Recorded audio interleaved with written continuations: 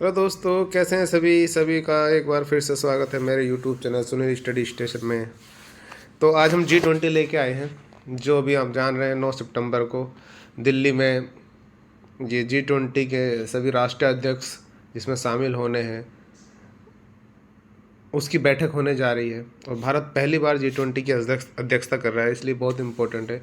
तो इससे संबंधित जो भी क्वेश्चन आने वाले वनडे एग्ज़ामों के लिए बन सकते हैं, वो मैं सारे कलेक्ट करके लाया हूँ। तो आप लोगों को इससे शायद बहुत बेनिफिट मिलेगा। देख लीजिए, पूरा वीडियो एक बार देखिए आप, आपको डेफिनेटली फ़ायदा मिलेगा। कोशिश कीजिए उसको नोट डाउन करने की, या PDF में इसकी प्रोवाइड करा दूँगा आपको। ठीक है, चलिए देखिए। G20, जी से मतलब ग्लोब, 20 मतलब 20, जी मतलब ग्लोब मतलब विश्व के लगभग 20 देश, जिसमें 20 देश ना होकर 19 देश प्लस एक यूरोपीय संघ जिसमें बहुत सारे देश हैं। तो इस तरीके से ये G20 बना है क्या ये? विश्व के विकसित एवं विकासशील देशों का आर्थिक सहयोग आधारित समूह है। मतलब इसमें ऐसी नीतियाँ ली जाती हैं जिससे सभी देशों की एक दूसरे की अर्थव्यवस्थाएं मतलब डेवलप करें। तो आर्थिक सहयोग के आधार पर ये समूह बनाया गया था। कितने सदस्य हैं? ये मैंने क्वेश्चन लिख रखा है, ये क्वेश्चन ऐसे करके लिख रखा है। ये क्वेश्चन इसलिए लिखा है कि जब भी क्वेश्चन पूछा, ये क्वेश्चन आने की संभावना और ये पूछा जाएगा तो यही पूछा है कि G20 में कितने सदस्य हैं। तो G20 में 19 देश प्लस 1, 20 मारे जाएंगे। 1 क्या है? ये यूरोपीय संघ है। ठीक है, गठन 1999 हुआ था। ये बड़ा इंपॉर्टेंट क्वेश्चन है, कई बार अगर नहीं पता बच्चों को तो पक्का ही गलत करके आने वाला है। G20 का कोई भी सचिवालय या कार्यालय नहीं है। जो भी देश इसकी अध्यक्षता करता है उस वर्ष उसी देश में इसका एक टेम्पररी कार्यालय और सचिवालय कार्य करता है। ठीक है, चलिए फिर एक क्वेश्चन ये बनता है कई बार, G20 का पहला सम्मेलन कहाँ हुआ था? G20 का पहला सम्मेलन बर्लिन में हुआ था, जो जर्मनी में है। ठीक है, और देखिए ये G20 की, और ये क्वेश्चन बनेंगे सब। विश्व की कितनी प्रतिशत जनता का, ये जनसंख्या का G20 के जो सदस्य देश हैं, मतलब ये 19 प्लस 1 जो इतने देश हैं, इन देशों में विश्व की लगभग 60% जनता निवास करती है। तो ये विश्व की 60% जनता का प्रतिनिधित्व करता है। विश्व की कुल GDP का 85% GDP इन देशों की है। समझ रहे? क्वेश्चन ये बन सकता है कि विश्व की कुल GDP का G20 के देश कितने GDP का प्रतिनिधित्व करते हैं। इसी तरीके से जो G20 जो देश हैं, ये टोटल इनकी अर्थव्यवस्था $75 ट्रिलियन की अर्थव्यवस्था का प्रतिनिधित्व करते हैं, और 75% व्यापार का प्रतिनिधित्व। ये क्वेश्चन है, अलग अलग क्वेश्चन ये पूछ सकता है कितने प्रतिशत व्यापार G20 के देश करते हैं, कितने ट्रिलियन डॉलर की अर्थव्यवस्था का प्रतिनिधित्व G20 देश करते हैं। जो कि पूरे, जो हमारा कहना चाहिए कि पूरा जो विश्व है उसमें टोटल कितना 95 ट्रिलियन डॉलर की सबकी इकोनॉमी है, अर्थव्यवस्था है, उसमें से $75 ट्रिलियन तो ये यही यही कर रहे हैं। अच्छा, अब इसके सदस्य देश जैसा भी मैंने बताया है 19 प्लस 1, तो 19 तो देश और प्लस एक यूरोपीय संघ। तो इनके लिए एक फॉर्मूला है, ट्रिक है। गुरुजी सीता अब SSC FCI में जॉब करती है, बस SSC FCI में, इसको पूरा करने के लिए SSC FCI में जॉब करती है। गुरुजी ये भी आपका जाना पहचाना शब्द, जी ये भी, सीता भी, अब SSC आपका जाना पहचाना शब्द, FCI भी आपका जाना पहचाना शब्द होना चाहिए। भारतीय खाद्य निगम, इसकी वैकेंसी SSC के द्वारा निकलती है। मैं गुरुजी सीता अब SSC FCI में जॉब करती है, ऐसे याद कर लेंगे। अब ये गुरुजी ये सब कहाँ से आए, मैंने ऊपर दिखाया, आपको लिख के दिखाया। जी से जर्मनी, U से US से, US से मतलब अमेरिका, R से रसिया, U से UK, UK मतलब यूनाइटेड किंगडम मतलब इंग्लैंड जिसको हम बोलते हैं। जैसे जापान, I से इंडिया। तो गुरु जी, दो शब्द यहाँ बन गए।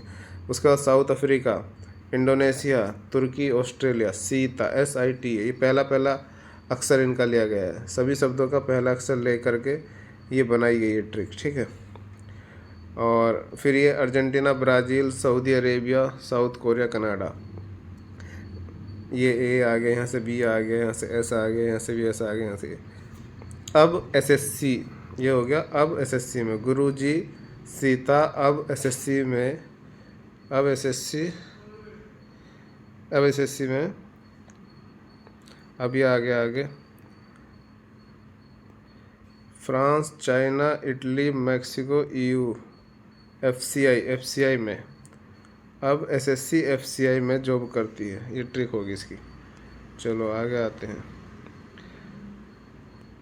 अब आ जाते हैं जो भारत इसकी अध्यक्षता कर रहा है। ये 18वां संस्करण है, जो वार्षिक इसका सम्मेलन होता है। तो ये 18वां संस्करण है G20 का, जो अध्यक्षता G20 की अध्यक्षता कर रहा है भारत पहली बार। इसका अध्यक्ष भारत बना कब? 1 दिसंबर से लेकर 30 नवंबर 2023 तक माना जाएगा, 1 दिसंबर 2022 से। 200 मीटिंग होनी है, 50 शहरों में होनी है। पहली बैठक पौंडीचेरी में हुई है। ये भी क्वेश्चन है कि G20 की भारत में पहली बैठक कहाँ पे हुई है? पौंडीचेरी में हुई है। अध्यक्ष कब से कब तक है भारत? इस यहाँ से यहाँ तक है। आ जाइए, यही लोगो भारत के द्वारा जो लोगो बनाया गया है, ये लोगो बनाया गया है। जो भी देश इसकी अध्यक्षता करता है वही इसका लोगो बनाता है। थीम भी भारत ने इसकी डिसाइड की है, वसुदेव कुटुंब। भारत के संदर्भ में क्वेश्चन ये आ सकता है कि G20 की थीम क्या है। ये भी दे रखा है और ये भी दे रखा है। तो वो भारत या तो पूछेगा भारत के संदर्भ में, तो भारत के संदर्भ में विश्व ये है वसुदेव कुटुंब। इसी अगर वो विश्व के संदर्भ में पूछा तो one earth one family one future इसकी थीम है। दोनों देगा नहीं, कोई सी एक दे देगा। मतलब थीम दोनों एक ही एक तरीके से इसी का ये है। मतलब अगर आप इसको डिस्क्राइब करेंगे तो इसका मतलब ये वसुदेव कुटुंब का अंदर एक धरती एक परिवार एक फ्यूचर। ठीक है। इसमें और इंटरेस्टिंग क्या है क्वेश्चन के लिए? ये कमल के फूल जो लोगो बनाया गया उसमें कमल का फूल है, जिसमें तीन पंक्ति इधर है और 3 पत्तियाँ इधर हैं, बीच में ये है, और ऊपर इसका ग्लोब बनाया गया है। ये ऊपर ग्लोब है। ये सातों की 7 पंक्तियाँ क्या होती हैं? हमारे 7 महाद्वीपों का प्रतिनिधित्व करती हैं। कमल का फूल है लोगों में, 7 पंक्तियाँ 7 महाद्वीपों का प्रतिनिधित्व करती हैं। 7 महाद्वीप कौन कौन से हैं? देखिए, एशिया सबसे बड़ा, जो मैंने देखो ये क्रम से इस तरीके क्रम में सबसे बड़ा से छोटे की तरफ है। सबसे बड़ा एशिया है, इसमें मैंने थोड़ा थोड़ा लिखा भी जो इसकी कुछ खासियत है। सबसे बड़ा है, विश्व की 1/3 आबादी, 50 देश। एशिया महाद्वीप आपको मैं भी मैप पे भी दिखा देता हूँ, ये सारे के सारे महाद्वीप आप याद रख लीजिए। एशिया महाद्वीप हो गया, 50 देश लगभग इसमें है। फिर है दूसरे सेकंड नंबर पर अफ्रीका महाद्वीप, जहाँ सोने हीरे का उत्पादन होता है। 1/3 हिस्सा रेगिस्तान है इसका। मानव का जन्म यहीं पे हुआ था, जन्म और विकास यहीं पे हुआ। अच्छा, मानव सभ्यता का विकास कहाँ हुआ था? वो एशिया महाद्वीप में हुआ था। होता है ना, सुनते ना, मेसोपोटामिया की सभ्यता, मिस्र की सभ्यता, सिंधु घाटी की सभ्यता। तो मानव सभ्यता का अगर बात की जाए, विकास या जन्म कहाँ पे हुआ, तो हुआ एशिया में। लेकिन मानव का जन्म और विकास, मानव का जन्म कहाँ हुआ वो अफ्रीका महाद्वीप में। उसके बाद आता है तीसरे नंबर पर उत्तरी अमेरिका महाद्वीप। कुछ ऐसा कोई खास पॉइंट नहीं मिला, इसलिए मैंने छोड़ दिया। दक्षिण अफ्रीका घने जंगल है, आपने अमेजन जंगलों का नाम सुना होगा, तो दक्षिण अफ्रीका के ब्राज़ील और 2-3 देश के साथ में 2-3 देशों में फैले हुए हैं। अंटार्कटिका महाद्वीप, जब हम ये इस तरीके से ग्लोब बनाते हैं तो ये सबसे नीचे इधर साउथ में ये अंटार्कटिका महाद्वीप है। यहाँ पे लगभग 99% हिस्से पर बर्फ़ बनी हुई है। यहाँ पे आबादी नहीं है यहाँ पे। ठीक है। यूरोप सबसे समृद्ध और खूबसूरत, देखते हैं ना आजकल की मूवियाँ बहुत यूरोप में बन रही हैं। इंग्लैंड यूरोप का पार्ट है। इंग्लैंड, हॉलैंड, स्पेन, फ्रांस, ये जितने भी देशों ने अन्य देशों पे राज किया है, उनको गुलाम बना के रखा, वो सब लगभग यूरोप के कंट्रीज़ थे। यूरोप ने उत्तरी अमेरिका पे भी कब्जा, मतलब गुलामी में रखा उसको भी, किसी को नहीं छोड़ा। समझ रहे हैं आप? तो यूरोप डेवलप्ड है आज के देश में। ये भी लगभग सभी उसके जो देश हैं यूरोपीय यूनियन में, मतलब लगभग सभी समृद्ध हैं। उसके बाद एक होता है ओशिनिया महाद्वीप भी बोलते हैं उसको, ऑस्ट्रेलिया महाद्वीप भी बोल देते हैं। हालांकि ऑस्ट्रेलिया ही उसका एक देश भी है, और लेकिन उस ऑस्ट्रेलिया महाद्वीप भी बोल देते हैं, ओशिनिया महाद्वीप भी बोल देते हैं। तो इस तरीके से ये देखिए, ये हमारा एशिया महाद्वीप है, ये हमारा साउथ अफ्रीका महाद्वीप है। ठीक है। ये हमारा नॉर्थ अमेरिका मतलब उत्तरी अमेरिका महाद्वीप है। ये हमारा साउथ अमेरिका महाद्वीप है। ये हमारा यूरोप है यहाँ पे, और ये अंटार्कटिका महाद्वीप है। ठीक है। और ये ऑस्ट्रेलिया या ओशिनिया महाद्वीप है। समझ रहे हैं आप?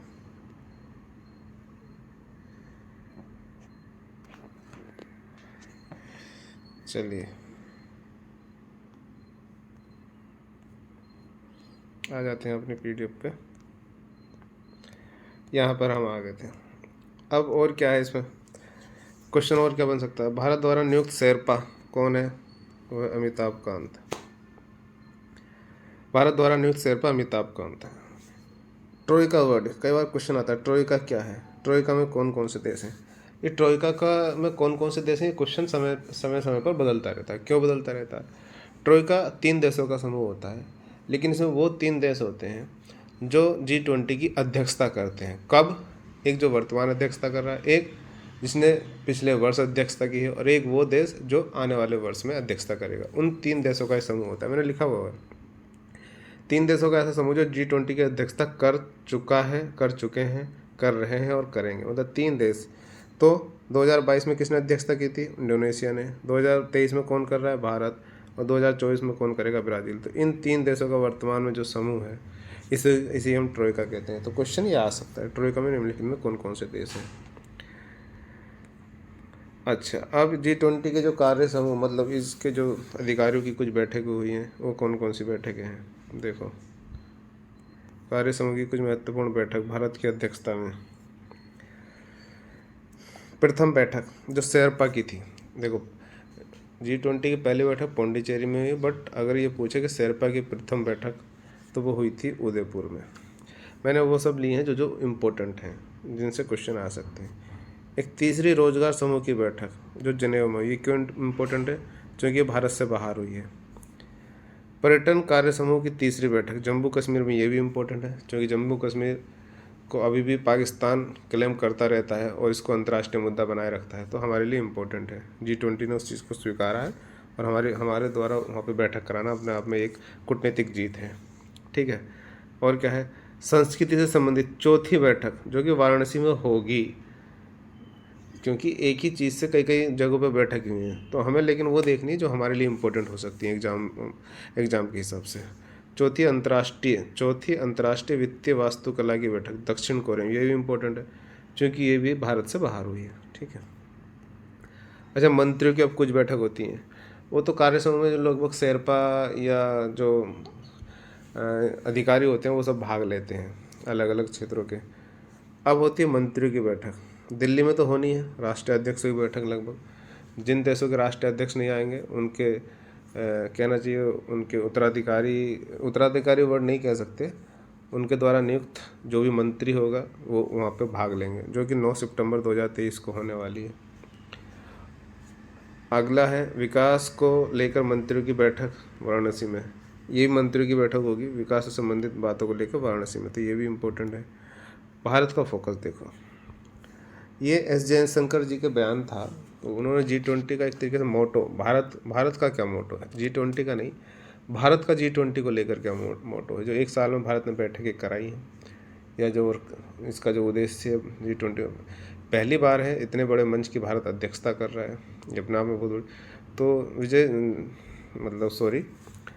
जयशंकर जी ने, जो हमारे विदेश मंत्री हैं, उन्होंने ये बातें अपने एक स्पीच में दी हैं, बताया है। यहाँ पे मैं लिखना भूल गया, महिला सशक्तिकरण, उनका फोकस किस चीज़ पे है? महिला सशक्तिकरण पे। डिजिटल पब्लिक इंफ्रास्ट्रक्चर पे, जो मतलब हमारा वित्तीय वाला जो ये ऑनलाइन वाला सारा सिस्टम आप देख रहे हैं आजकल बहुत ज़्यादा है, UPI का जितना हम यूज़ कर रहे हैं, तो डिजिटल पब्लिक इंफ्रास्ट्रक्चर पर हमारा जोर है।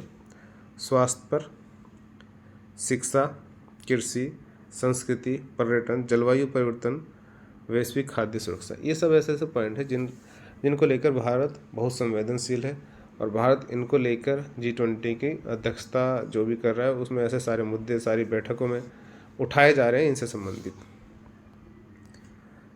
ये भी एक क्वेश्चन आ सकता है, G20 का परमानेंट सदस्य कौन है? स्पेन। भारत द्वारा आमंत्रित सदस्य, भारत 9 सितंबर 2023 को बैठक कर रहा है, उसमें भारत ने बांग्लादेश को बुलाया।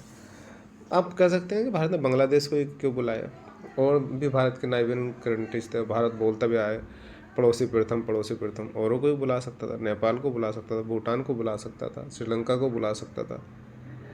देखिए, अगर आप इस G20 का मोटो का पहला ही देखेंगे ना, ये मैंने यहाँ लिखा था, आर्थिक सहयोग पर आधारित है, इसमें ये लिखा छिपा हुआ है कि हमने बांग्लादेश को ही क्यों बनाया। एक्चुअली बांग्लादेश हाल के समय में बहुत तेज़ी से उभरती अर्थव्यवस्था है। बांग्लादेश अच्छा कर रहा है अपनी अर्थव्यवस्था में, इसलिए बांग्लादेश को आमंत्रित किया गया है। बाकी देशों को जो पड़ोसी देश है भारत के, उनको इसलिए नहीं किया गया आमंत्रित क्योंकि वो बहुत अच्छा नहीं कर रहे हैं। चलिए, भारत के लिए चुनौती, क्या चुनौती है भारत के लिए? चुनौती अगर आप देखेंगे तो टाइमिंग बहुत खतरनाक है। जब भारत इसका अध्यक्ष बना है, बड़ी इंटरेस्टिंग है। इंटरेस्टिंग क्यों है? अभी आप देखेंगे लगभग 2-2.5 साल तक कोरोना से पूरा विश्व प्रभावित रहा है, और कोरोना की वजह से सारी अर्थव्यवस्थाएं लगभग बंद हो गई, चौपट हो गई, लोग बेरोजगार हो गए, बहुत सारी ट्रेजिडी, बहुत सारी मौतें देखने को मिली, बहुत ज़्यादा खर्च हमें स्वास्थ्य क्षेत्र पे खर्च करना पड़ा। उन सब से इतने बड़े झटके से उभरना, पूरे विश्व की अर्थव्यवस्था को उभारना, उसमें सहयोग करना, या उस टाइम की चुनौतियों के अकॉर्डिंग डिसीजन लेना। और जबकि बता दिया हूँ मैं कि G20 विश्व की 60% जनसंख्या और 85% जीडीपी का प्रतिनिधित्व करता है। ऐसे समय में एक तो ये कंडीशन, कोरोना काल, अभी कोरोना काल से निकल, टाइमिंग देखो भारत की। हम वो कहते हैं ना कि किसी के निर्णय क्षमता का परीक्षण करना है तो सिचुएशन उसके सारी अपोज में होनी चाहिए। दूसरी सिचुएशन देखिए, रूस यूक्रेन युद्ध चल रहा है, जिसको भी लगभग 1.5-2 साल हो गया।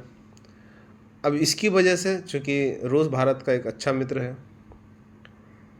यूक्रेन को अमेरिका सपोर्ट कर रहा है, अमेरिका भी भारत का एक अच्छा मित्र है, तो दोस्त का दोस्त दोस्त और दुश्मन का दोस्त, मतलब दुश्मन का दोस्त दोस्त, इस तरीके से वाली सिचुएशन हो रही है कि भारत को दोनों तरफ मैनेज करना पड़ रहा है। आपने देखा होगा भारत रूस यूक्रेन के युद्ध पे पूर्ण रूप से किसी का भी पक्ष लेने से बचा है। भारत ने यही कहा है कि इस समस्या का समाधान, इस युद्ध का समाधान आपसी वार्ता से निकलना चाहिए। ये बड़ी दुविधा वाली स्थिति होती है। तो ऐसे समय में, अभी आपने सुना होगा न्यूज़ आजकल में कि G20 की बैठक में रूस के जो राष्ट्रपति हैं व्लादिमीर पुतिन वह नहीं आ रहे हैं। ये सब इफ़ेक्ट हैं किस चीज़ के? रूस यूक्रेन युद्ध के। महंगाई भारत में आप देखिए, अभी हाल फिलहाल में देखे ना, टमाटर कितना महंगाई अपने आप में बहुत बढ़ी हुई है। उसके रीज़न है रूस यूक्रेन युद्ध। आपको अगर पता हो तो यूक्रेन विश्व का बहुत बड़ा उत्पादक क्षेत्र है गेहूँ का। तो उससे क्या होता है, पूरे विश्व की खाद्य श्रृंखला पर असर हुआ है, क्योंकि वहाँ से गेहूँ सप्लाई नहीं हो पा रहा है। दक्षिण अफ्रीका के तो कई देश भुखमरी के कगार पे आ चुके हैं। ठीक है, संयुक्त राष्ट्र संघ इस बात को चेतावनी दे चुका है। इस युद्ध की वजह से बहुत सारे देश खाद्य संकट के कगार पे आ गए हैं। बहुत बड़ी जनसंख्या विश्व की भुखमरी के कगार पर है। तो ये सब महंगाई भी कई स्तर पर झेलनी पड़ रही है।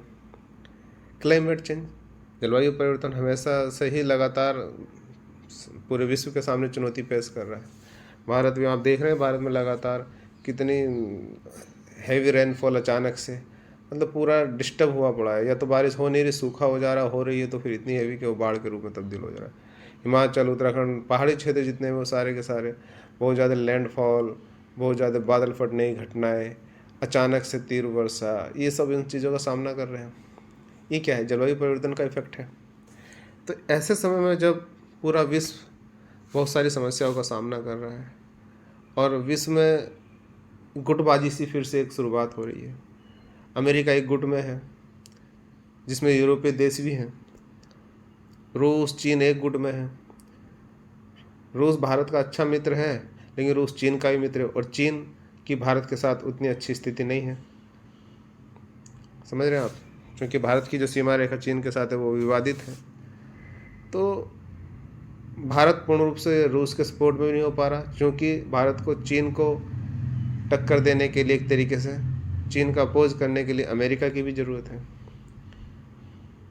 चीन पाकिस्तान को, तो ये कई सारी कंडीशन ऐसी बन रही हैं। आप इसको समझने की कोशिश करेंगे तो अभी क्या है कि फिर से एक गुटबाजी सी नज़र आ रही है। तो भारत को इस गुट से बचते हुए अपनी स्थिति को लेकर और G20 में एक पॉजिटिव अप्रोच के साथ चलना है। G20 के द्वारा भारत ये भी दिखाने की कोशिश कर रहा है कि हाँ, भारत सक्षम है वर्ल्ड को लीड करने में। भारत की दावेदारी बनती है सुरक्षा परिषद के स्थायी सदस्यों के लिए। तो उसके कई सारे पहलू जो कि इस G20 की जो अध्यक्षता भारत कर रहा है, बहुत सारा पॉजिटिव प्रभाव पड़ेगा। तो ये सारी चुनौतियाँ भारत के लिए हैं। भारत के लिए अवसर क्या है? देखिए, भारत के लिए अवसर मेक इन इंडिया जो भारत चाहता है, जिससे वो अपने यहाँ रोज़गार पैदा कर सके, अपने यहाँ चीज़ें बनाएगा तो रोज़गार मिलेंगे, इस पे वो फोकस कर सकता है। दुनिया का फोकस ला रहा है। जब इतने सारे देशों के ऑफिसर्स, मंत्री, पूरी दुनिया का फोकस भारत की तरफ है, तो कहीं ना कहीं भारत अपने जितने भी प्रोग्राम हैं, जैसे लोकल फॉर वोकल, कौशल विकास, मेक इन इंडिया, इन सबको बढ़ावा दे सकता है। तो इस तरीके से ये सारे संभावित क्वेश्चन थे। अब इसमें कुछ नीचे मैंने अलग से लिख दिए हैं जो और क्वेश्चन बन सकते हैं। जो कार्य समूह की बैठक ही हैं, ये पूछा जा सकता है क्वेश्चन, इसलिए इस कार्य समूह की बैठक कहाँ पे हुई, इस तरीके से क्वेश्चन आ सकते हैं। मैंने शॉर्ट में लिख दिया उनको। स्वास्थ्य कार्य समूह की बैठक कहाँ पे हुई? गांधीनगर में। आप इनको 2-3 बार जब पढ़ोगे तो याद हो जाएंगे। व्यापार निवास की कार्य समूह की बैठक मुंबई में। व्यापार सबसे ज़्यादा का मुंबई में। इसको थोड़ा सा इस तरीके से पढ़ने की कोशिश करो, ठीक है। डिजिटल कहाँ है यार? सबसे ज़्यादा किसको बोला जाता है? सिलिकॉन वैली, बंगलोर को हमारे यहाँ। तो डिजिटली उससे आप जोड़ सकते हो। महिलाओं की पहली बैठक, ये बड़ा इंपॉर्टेंट है, मुंबई या महाराष्ट्र में। इसमें केवल 20 महिला, 20 के 20 समूह की महिलाओं ने, 20 के 20 जो भी देश हैं इनके यहाँ से महिला प्रतिनिधित्व इसमें इस बैठक में हिस्सा लिया। पर्यटन की बैठक, गोवा। पर्यटन कहाँ होता है? सबसे ज़्यादा लोग गोवा, इधर सब जाते हैं पर्यटन, गोवा। शिक्षा, पुणे एक अच्छा डेवलप्ड एजुकेशनल सिटी है, तो आप उस शिक्षा को उससे जोड़ सकते हैं। देखो, महिलाओं की पहली बैठक और महिला सशक्तिकरण को लेकर पहली बैठक, ये दोनों अलग अलग बात है। महिला सशक्तिकरण के मुद्दे पर बैठक गांधीनगर में हुई और केवल महिलाओं ने ही भाग लिया, वो बैठक मुंबई महाराष्ट्र में। भ्रष्टाचार निरोधक से संबंधित बैठक गुरुग्राम में। तो इस तरीके से ये लगभग सभी संभावित क्वेश्चन जो बन सकते थे वो मैंने इसमें कर लिए हैं। तो देखिए आप इसको, और अच्छा लगे तो शेयर कीजिए यार, क्योंकि आप लोग शेयर करेंगे तो मुझे भी अच्छा लगेगा कि ज़्यादा लोग मुझे वॉच कर रहे हैं, जिम्मेदारी बनेगी मेरी। ठीक है, मिलते हैं फिर।